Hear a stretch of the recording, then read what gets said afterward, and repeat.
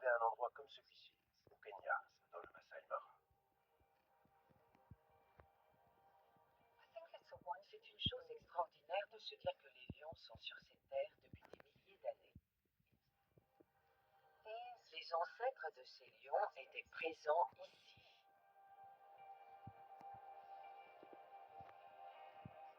Dans notre culture, on appelle les léopards des ombres. C'est exactement pour ça que j'aime les léopards. Il y a une sorte de mystère. Quel magnifique lionceau. Quand il va commencer à grandir, il faudra être sur ses gardes.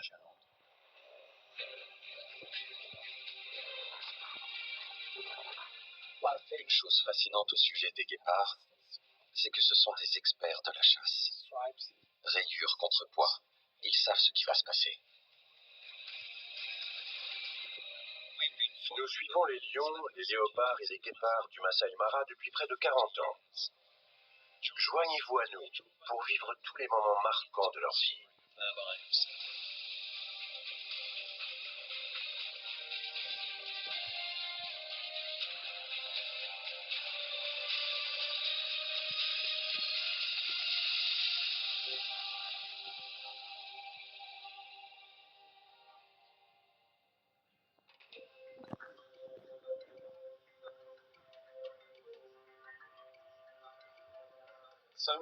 Beaucoup de choses ont changé depuis la dernière fois, et je ne parle pas seulement du paysage. Nous avons dit adieu à Charm, la plus âgée des lionnes de la troupe. C'est une histoire qui évolue constamment. De nouvelles générations naissent sans arrêt. D'ailleurs, il y a de nouveaux petits, et j'ai hâte de les voir.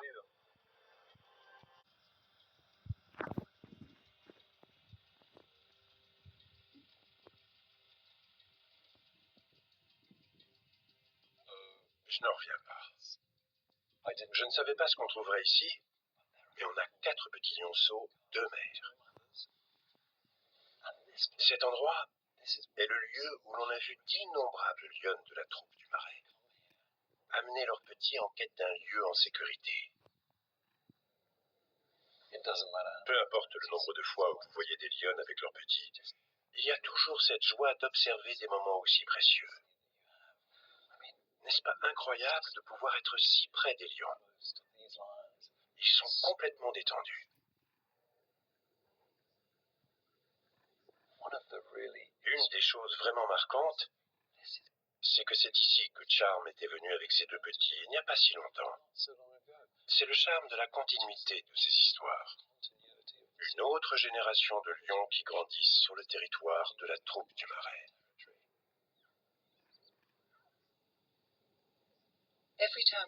À chaque fois qu'on vient au Mara, on essaie d'identifier tous les lions. C'est comme ça qu'on arrive à suivre leur histoire. Le seul moyen d'arriver à faire ça, c'est de regarder les taches au niveau des moustaches, car elles ne changent jamais, de leur naissance jusqu'à leur mort. J'ai pris des photos des lionnes et j'ai découvert que l'une d'elles est Kabibi, la fille de Bibi. Et l'autre est Cloudy Eye, la fille de Charm. C'est merveilleux. C'est là que je me rends compte qu'il est vraiment important de noter les marques au niveau des moustaches. Car Cloudy Eye avait un voile gris sur un de ses yeux, alors que là, son œil est redevenu clair. On n'est pas encore certain de quels petits appartiennent à quelle lionne. Mais aujourd'hui, Kabibi semble agacé par l'un des lionceaux. Il y en a 3 qui tétaient et un qui était un peu à l'écart. Donc je pense que Kabibi en a 3 et Cloudy Eye en a 1. C'est seulement une estimation. On en saura plus dans le futur.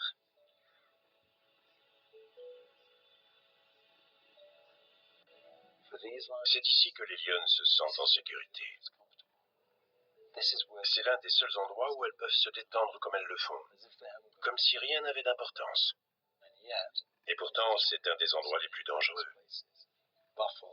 Entre les buffles et les autres lions, elles devront être sur leur garde. De temps en temps, on peut sentir cette sensation d'appartenance. Elles sont chez elles.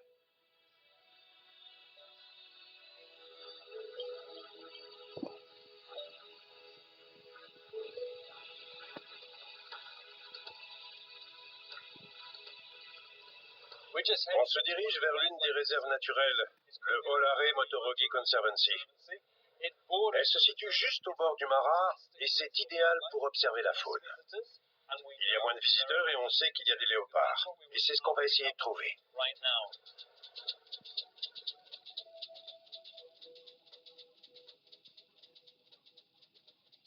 Voilà Fig, une très belle léoparde que l'on connaît déjà. Il y a 2 ans, quand on tournait des vidéos, Fig a fait une apparition. Elle avait un léopardo, une femelle qui est désormais indépendante. C'est fantastique de la revoir avec une nouvelle portée de petits. Elle a perdu un petit, mais il lui en reste un qui a environ 3 mois. La raison pour laquelle elle est ici, c'est qu'elle a ramené son petit là où elle a attrapé sa proie. Il a à peine 3 mois. On voit ses marques, son jarre qui masque un peu son pelage. Ça l'aide sans doute à mieux se camoufler quand il est petit. Ce petit léopardo s'amuse comme un fou. Il attrape, pousse, tire. On peut déjà voir la force qu'il a. Et à quel point il est agile. Il grimpe aux arbres, ce qui lui permet d'être en sécurité. De tous les léopards qu'on a suivis ces 40 dernières années, certains ne parviennent à élever que 15 à 20% de leur portée au cours de leur vie, à cause des lions ou des hyènes. C'est un environnement très difficile. Le léopard a besoin de sa discrétion et sa capacité à se cacher. Voilà le moment que j'attendais, que j'espérais. Une vue dégagée sur le petit. Il est magnifique. Leurs yeux, quand ils naissent, sont gris, un peu brumeux avec des teintes bleues. Ensuite, ils deviennent marrons, parfois bleus. C'est une femelle. Elle n'a pas encore de nom. Pourquoi pas Marie Daddy? Elle est tellement belle. Elle est magnifique. C'est un très beau petit félin. Durant les premiers mois, les léopardos sont cachés. Leurs mères ne veulent pas trop les déplacer. De temps en temps, elles changent de territoire et peuvent les porter. Mais ce n'est qu'à cet âge-là, car on voit bien à quel point Marie Daddy est mobile, qu'ils peuvent se déplacer avec leur mère de manière plus sûre.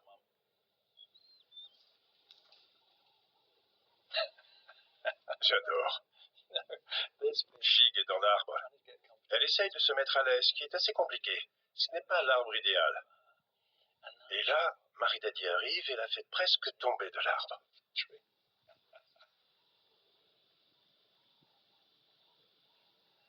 Maman est dans une situation un peu périlleuse.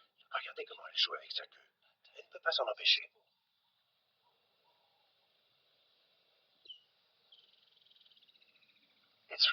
C'est impressionnant de voir qu'elle est déjà si indépendante. Elle n'a pas de problème à s'éloigner de sa mère pour aller manger un bout, puis de remonter dans l'arbre. Elle court autour de l'arbre à ses propres petites aventures.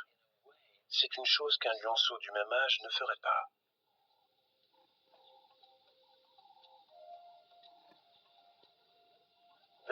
C'est l'une des meilleures journées que j'ai passées avec des léopards depuis des années. J'ai non seulement revu une vieille connaissance, Fig, mais j'ai également pu observer sa magnifique petite. Je vais rêver de léopard cette nuit, c'est sûr et certain.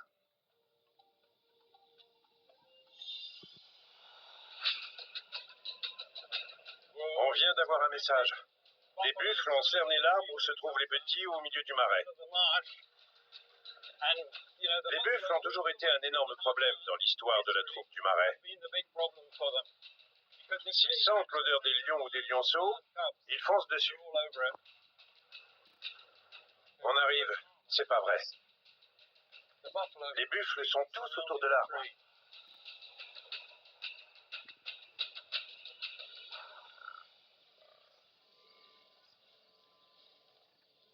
C'est un cauchemar. Les 2 mères, Kabibi et Claudiaï, sont coincées en haut de l'arbre, cernées par des buffles. Les petits, j'espère de tout cœur que les petits sont restés à côté. Elles n'ont pas essayé de s'enfuir car elles auraient été piétinées par les buffles.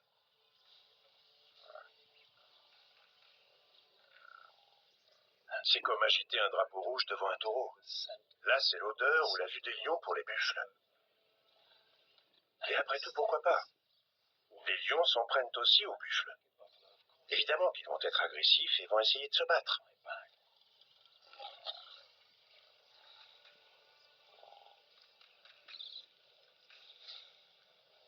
Il y en a d'autres qui arrivent et ce n'est pas fini.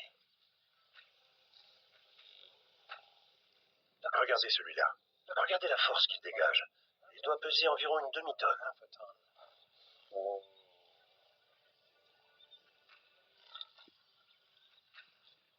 Ces lionnes ont déjà vu ça des centaines de fois. Elles ont grandi entourées de buffles. Et les lionceaux, qui, je l'espère, sont à l'abri, immobiles sous le tronc de cet arbre mort, ils vont apprendre à reconnaître les sons, les odeurs et la tension qui émanent d'une confrontation avec ces énormes animaux. Ils sauront que ce sont sans doute les animaux les plus dangereux auxquels ils feront face.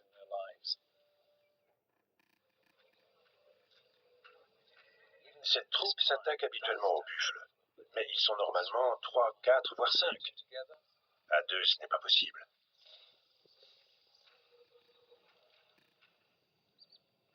On a de la chance. Ils perdent patience. Ils retournent vers leur troupeau. C'est un soulagement. Mais où sont les petits?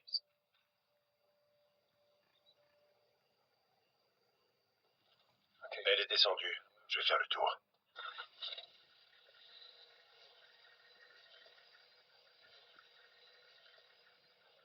Ok. Elle a mis la tête dans le creux de l'arbre. Et je vois un lionceau. Oui, il y en a un. Allez, petit.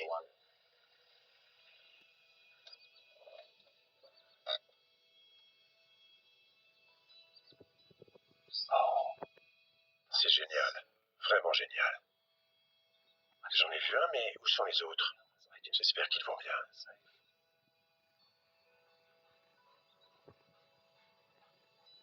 Ah, en voilà un deuxième. Fantastique. Et voilà le troisième. C'est la femelle. Quand on voit à quel point ils sont petits, on se rend bien compte qu'on peut très facilement les perdre. Imaginez un lionceau contre un buffle. Voilà le quatrième. On a les 4 lionceaux. C'est formidable. Vraiment formidable. Ça s'est un peu apaisé, donc les lionnes peuvent reprendre leur calme. Elles allaitent. Elles sont exténuées après avoir été coincées en haut de l'arbre sous cette chaleur. Mais d'un côté, elles ont détourné leur attention des lionceaux. Les buffles étaient concentrés sur elles. Ils sont contents d'être de nouveau près de leur mère.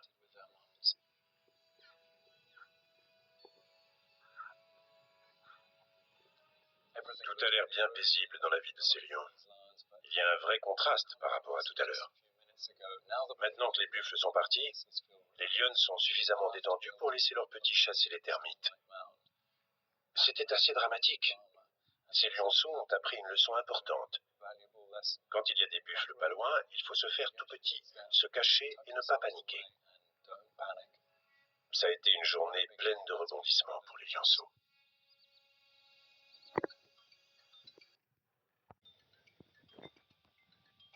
Je suis né dans le Masai Mara. J'ai vécu ici toute ma vie. Être Maasai et avoir été élevé au milieu de tous ces animaux sauvages, c'est fantastique. Aujourd'hui, je suis à la recherche d'une magnifique guéparde. Amani. Regardez comme elle est belle. C'est une très bonne mère.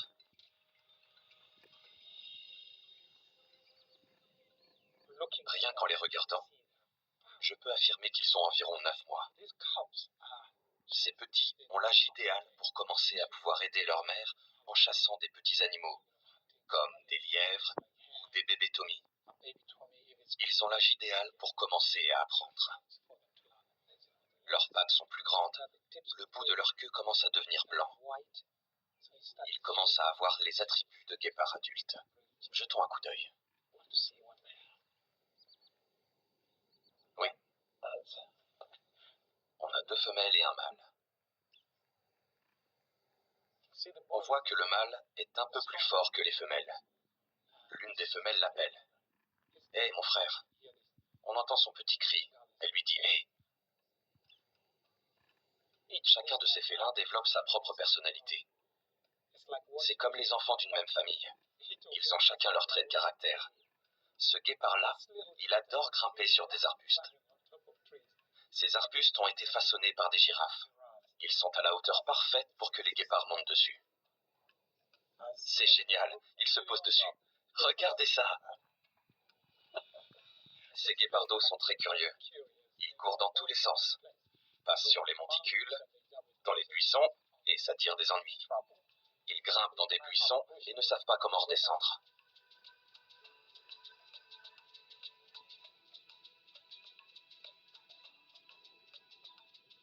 Ils ont un sacré chemin qui les attend. C'est vraiment très excitant. Que va-t-il se passer dans leur vie à mesure qu'ils vont grandir et devenir de vrais guépards?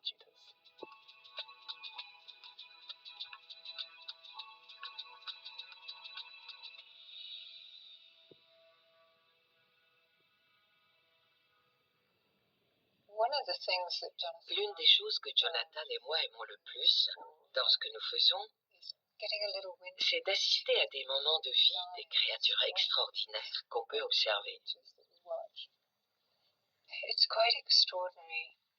C'est hallucinant quand on réalise qu'on a suivi Cloudy Eye depuis qu'elle était aussi petite que ses lionceaux. Et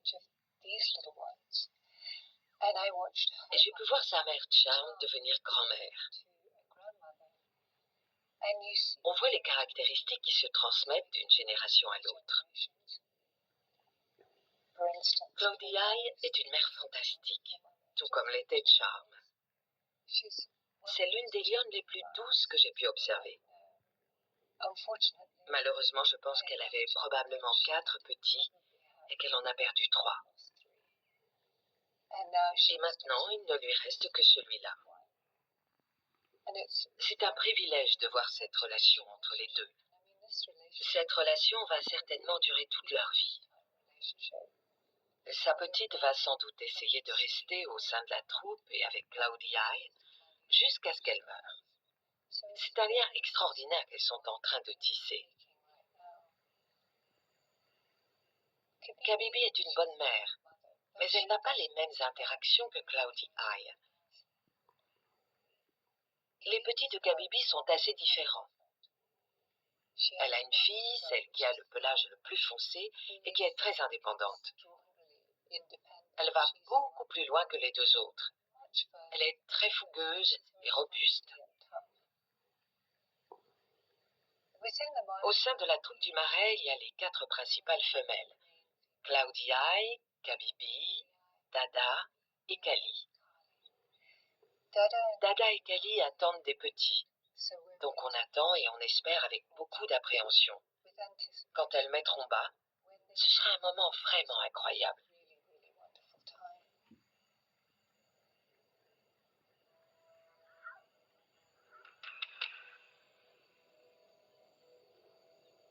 Je suis de nouveau près d'Amani et de ses petits et ils sont en mauvaise posture.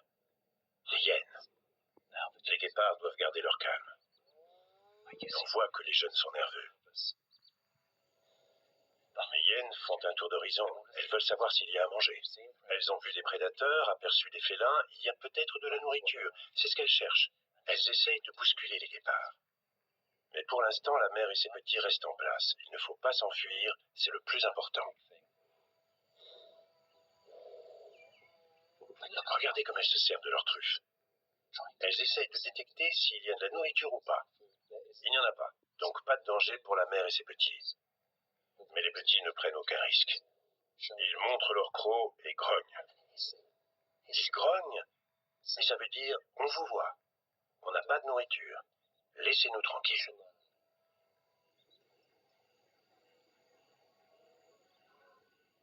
Il est temps de s'en aller.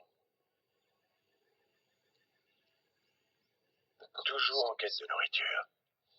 Et Amani doit continuer de chasser. Les guépardos sont grands. Ils ont besoin de beaucoup de viande. Et les petits ont juste envie de s'amuser.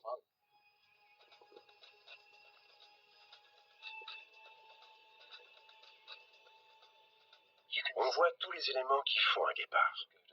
Un peu de bagarre, on se chamaille, on se fait passer pour la proie, on s'élance, et on fait tomber un autre petit. Ils interagissent énormément, et ça a un avantage. C'est un plaisir de voir ça.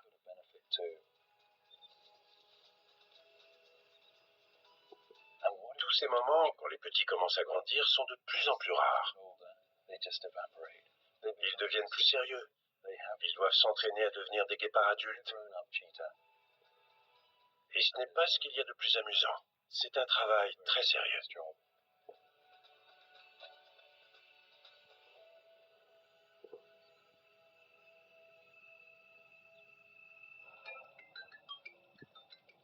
Jackson vient de m'appeler.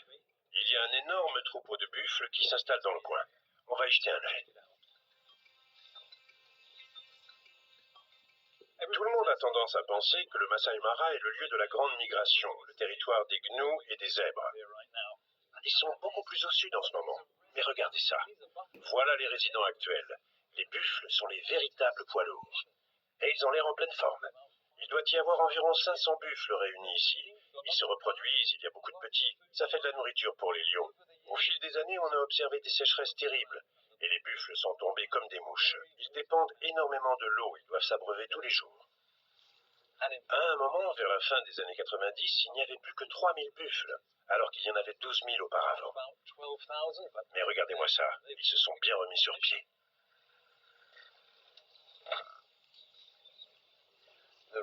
La raison pour laquelle le Masai Mara est un lieu si attrayant pour les fauves est qu'il y a énormément de nourriture.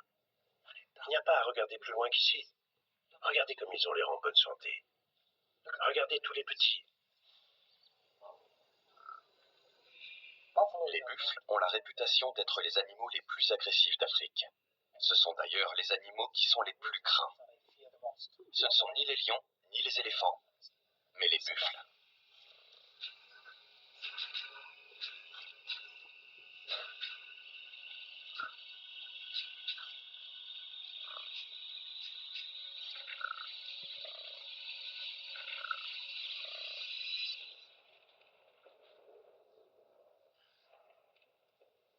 On va tout fermer, les gars.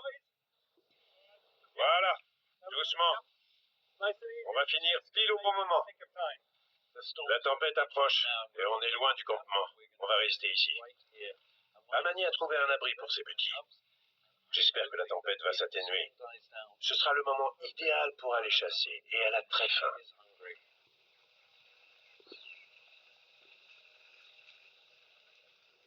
Les petits sont tapis près d'elle et utilisent son corps pour se protéger de la pluie. La maman reste vigilante. Elle observe s'il y a des proies, s'il y a un danger. De temps en temps, elle lèche l'humidité sur leur pelage.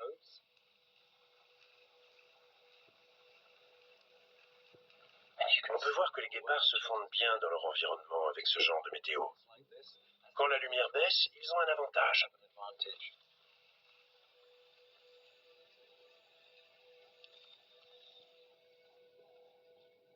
Là, tout a changé. La tempête a pris fin et Amani est extrêmement sérieuse. Ça se voit à son expression. Ses oreilles sont relevées. Elle observe. Qu'est-ce qu'elle a vu?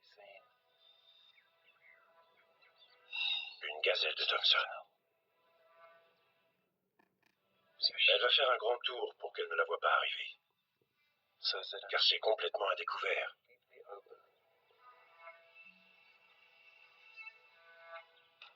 Mais elle a un avantage. C'est que son pelage tacheté lui permet de se fondre dans le décor et elle a un désavantage. Ce sont les 3 petites ombres qui la suivent. Car les petits veulent venir. Elle a beaucoup d'expérience.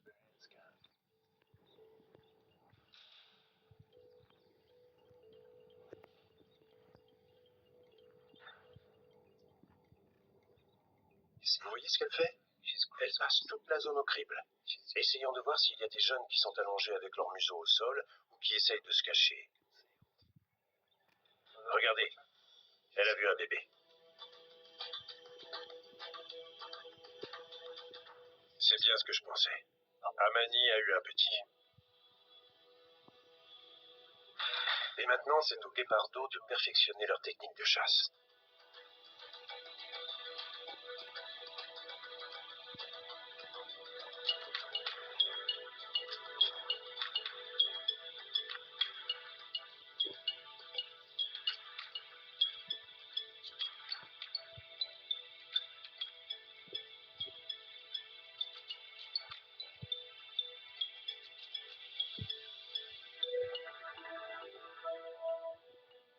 C'est une mère très intelligente. C'est comme ça que les petits apprennent à chasser. Ils ont tous des instincts innés, s'accroupir, traquer, bondir, mais ils ont besoin de s'entraîner. C'est une leçon vitale pour ces 3 guépardos. Il y a une différence avec une chasse de lions. Les lions prennent leur temps pour manger, pas les guépards. Ils doivent se dépêcher et ingurgiter le plus de nourriture possible au cas où des lions, des hyènes ou d'autres animaux essaieraient de la leur voler.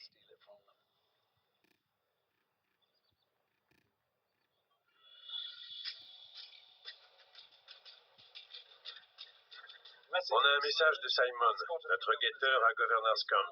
Il a repéré 5 des 6 guerriers. Ce sont les mâles de la troupe du Marais, mais en ce moment ils sont libres et sans attache. Ils sont à la recherche de femelles. Il y a des lions de tous les côtés. On a un mâle là-bas avec de la compagnie. Je ne sais même plus où regarder. On a 2 magnifiques mâles ici, regardez ça. C'est incroyable. Qu'est-ce que ça vous inspire? C'est ça l'Afrique. On a 5 des 6 guerriers. Ce sont les mêmes lions qui se sont installés dans le Marais il y a quelques années et qui ont terrorisé les femelles avec des petits. Charm, Kabibi, Dada et Kali. Elles sont toutes parties au nord. Depuis ce moment-là, la troupe du Marais s'est scindée. C'est pour ça que Kabibi et Cloudy Eye sont avec leurs petits dans un groupe séparé. L'idéal, c'est d'avoir un gros groupe de lionnes. Vous voyez ça? Il est en train de sentir l'endroit où une lionne était posée. Il décrypte les signes pour savoir dans quelle situation elle est. Est-ce qu'elle est réceptive sexuellement? Est-ce qu'elle est prête à s'accoupler? Le mâle saura ensuite s'il doit suivre, si la femelle ovule et s'il peut s'accoupler avec elle. Ces mâles ont vraiment changé. La première fois qu'on les a vus, il y a 2 ans, ils avaient entre 3 et 4 ans. Ils avaient l'air un peu négligés et banals. Alors que maintenant, ce sont de très beaux lions avec de belles crinières sombres. C'est quelque chose qui a une grande signification. Ces crinières sont le signe que ces lions ne sont pas à prendre à la légère. Et là, on en a 5.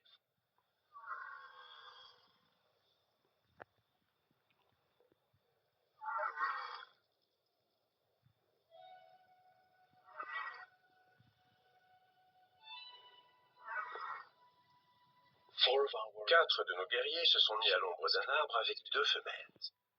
L'un des couples veut s'accoupler et c'est assez tendu. Car en général, quand un mâle fait la cour à une femelle, il est aux aguets. Il la garde toujours dans son champ de vision et ne veut pas d'autre compagnie. Mais comme il fait vraiment très chaud, tous les lions veulent profiter de l'ombre fournie par l'arbre. Il n'y a pas d'autre option. La dernière chose que ce lion veut, alors qu'il est en train de faire la cour à cette femelle, c'est d'avoir ses 3 compagnons juste à côté, sous le même arbre. Ils sont beaucoup trop proches.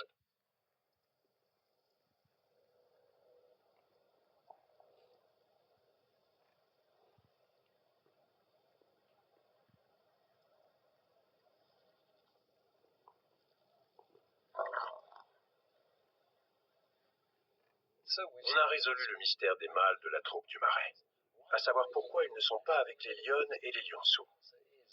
C'est que les guerriers sont si puissants qu'ils contrôlent plus qu'une troupe. C'est bien simple, tout ici fait partie de leur territoire.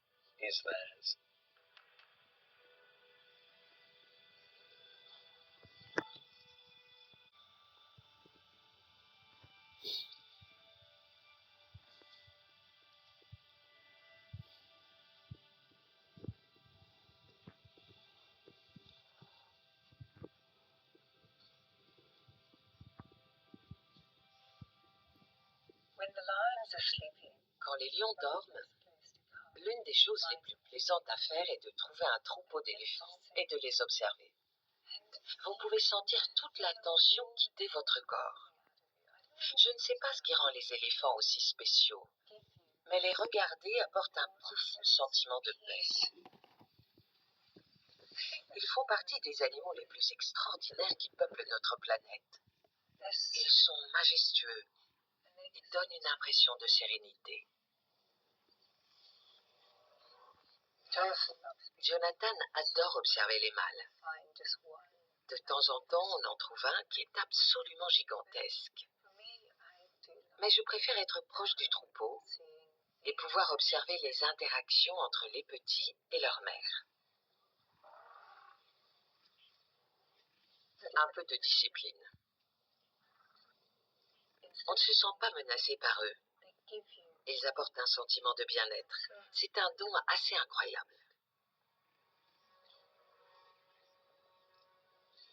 Je ne me lasse pas de voir les éléphants s'approcher de ma voiture et l'entourer alors qu'ils mangent. C'est comme une vague apaisante qui passe et puis s'en va.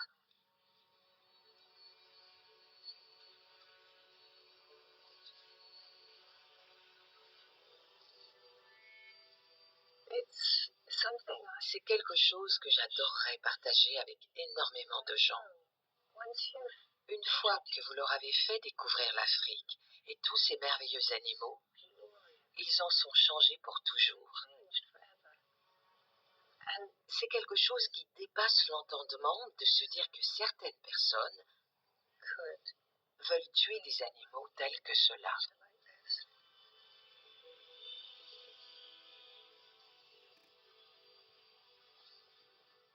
Nous sommes tous liés. On voit tous les liens qui nous unissent et on se rend compte qu'il est crucial de penser à tous les animaux, tous les êtres vivants qui peuplent cette planète à nos côtés.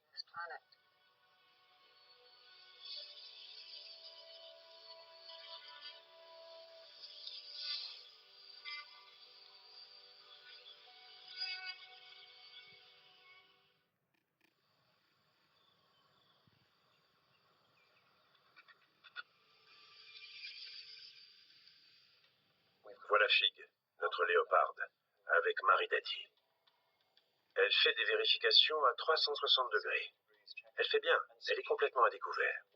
Ce n'est pas une situation que les léopards apprécient. Ils préfèrent être cachés, car si un animal les voit et sonne l'alarme, il y a danger.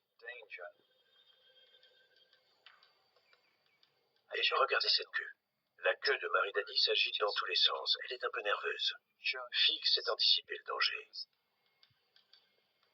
Mais parfois ce n'est pas suffisant. Et elle a déjà perdu un petit. Fig est une mère très intelligente. Elle ne s'avance pas malencontreusement à découvert. Les léopards ne font jamais ça. Ils préfèrent rester dans l'ombre, cachés, et compter sur leur pelage tacheté pour se camoufler. Quand ils sortent à découvert, c'est toujours dans un but bien précis. Ce n'est pas leur premier choix. Mais la raison pour laquelle elle sort au milieu de la journée, c'est qu'elle estime que c'est le moment le plus propice pour se déplacer avec Marie Daddy. Marie Daddy manque encore d'expérience. Si quelque chose devait arriver, elle pourrait paniquer. Oh, les ennuis arrivent. Des babouins. C'est un moment très dangereux. Les babouins et les léopards sont des ennemis jurés. Regardez. Et Marie Daddy qui regarde où est le danger. Elle se dit, maman ne fait pas ça normalement. Regardez. Regardez comme elle rampe sur le sol. Fig sait parfaitement comment agir dans des moments pareils. La façon dont elle s'est éclipsée loin du babouin, c'était presque docile. C'était pratiquement un signal qui disait « Je ne fais que passer ». C'est tout ce dont le babouin avait besoin. Et d'un coup, elle est détendue. Toute la tension est retombée. La façon dont elle lèche son petit, j'ai l'impression que c'est aussi pour l'aider à se détendre. Marie Daddy adore ça.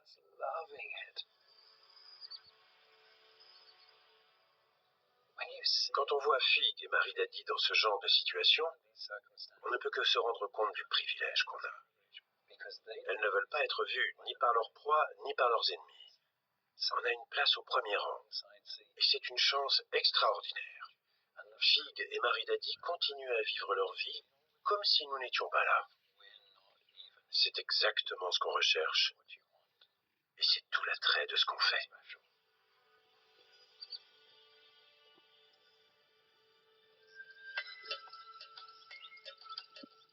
Robert Sapolsky a écrit un superbe livre sur ces animaux, sur les babouins. Il l'a intitulé Almost Human, presque humain. Et quand je les observe, je note plein de caractéristiques qui résonnent avec celles de l'être humain. Ils sont vraiment fascinants. La chose qu'on remarque immédiatement chez les babouins, c'est ça. Le pouce opposable. Ils font de la cueillette, ils mangent des racines et beaucoup de végétation. Mais aussi des insectes, des reptiles et des œufs d'oiseaux. Ils sont omnivores. Ils consomment un mélange de plantes et de nourriture animale. Tout comme dans notre société humaine, la clé du succès chez les babouins est d'avoir des connexions. De se faire des amis en faisant leur toilette. C'est comme ça qu'on réussit dans la vie quand on est un babouin. Quand on regarde la tête d'un babouin, leurs yeux ont l'air tout petits. Mais ça ne veut pas dire qu'ils voient mal. Ils voient toutes sortes de mouvements et en couleurs. Ils peuvent repérer un léopard qui se cache dans un arbre. Et quand ils en voient un, ils lui rendent la vie impossible. Un gros babouin mâle peut effrayer un léopard adulte. Il peut le tuer. Et sans aucun doute, tuer un léopard d'eau tel que Marie Dadier. Chaque troupe de babouins surveille ses alentours, son territoire, son lieu d'habitation. Les arbres leur servent de perchoir. Et comme ils peuvent grimper tout en haut des arbres, là où les lions n'ont pas accès, ils s'y sentent en sécurité. On est vraiment émerveillé quand on est face à ce genre d'endroit. Ça nous donne une vue d'ensemble, car il ne s'agit pas seulement des lions et des léopards, mais aussi des babouins et des éléphants. C'est tout ce qui fait la particularité de cet endroit. C'est une source d'opportunités pour de nombreux animaux. C'est un endroit où la vie est florissante et pleine de surprises.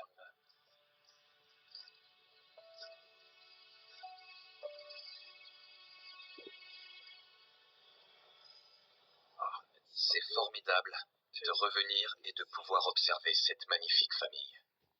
On a Kabibi, Cloudy Eye et les lionceaux. Ils sont là tous les quatre, sous la protection de leur mère. Écoutez les lionceaux.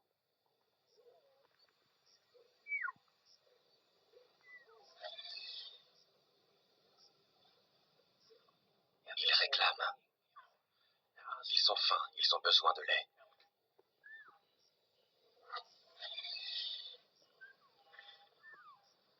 Ils consomment encore énormément de lait. Ils doivent téter très souvent. Et il semble que les mères n'ont rien tué depuis 2 jours. Elles refusent. Le petit réclame à manger, et la mère ne veut rien entendre. Quand les petits seront calmes et reposés, elles iront chercher à manger. Elles ont vraiment faim.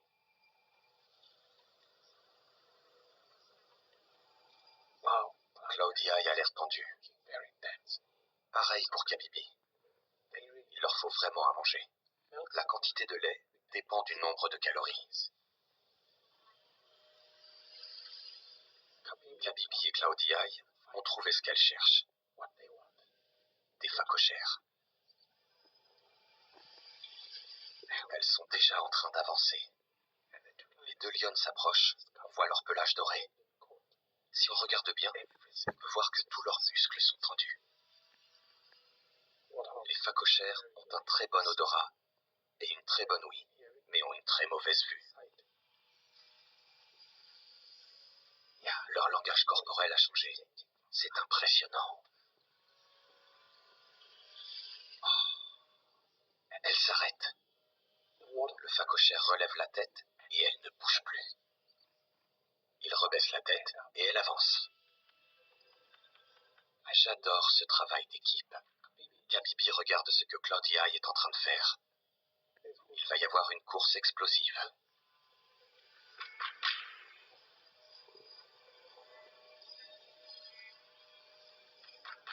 Elle traque vraiment très bien.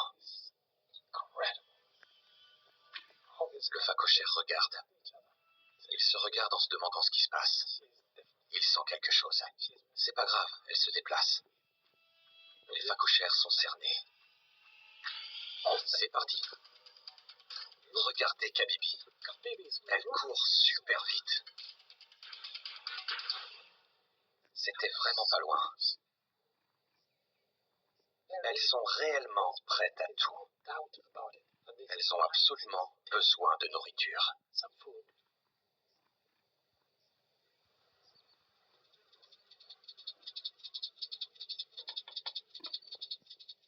Claudia et Kabibi se dirigent vers les herbes.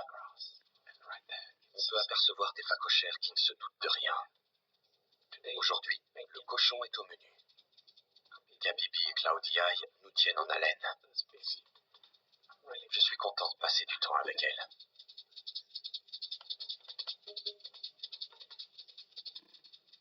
Claudia se comporte comme un léopard.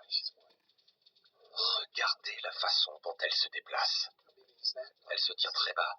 Kabibi est ici, Claudia est de l'autre côté. Elle se rapproche doucement, ça va être une vraie chasse, avec une vraie course. Voilà Claudia. Elle va attirer le phacochère vers Kabibi.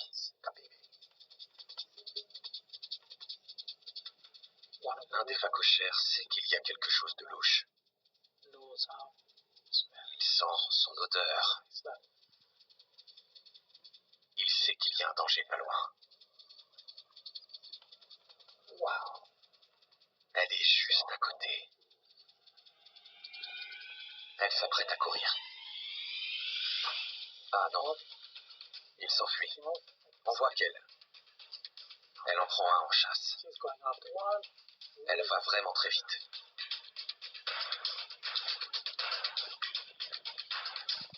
Elles se fatiguent très rapidement. Elles sont toutes les deux fatiguées. Le phacochère a réussi à s'échapper. C'était une très longue course et le phacochère a eu beaucoup de chance. Toutes ces tentatives étaient impressionnantes. Les phacochères sont très forts, très réactifs et très rapides. Elles ont travaillé très dur aujourd'hui.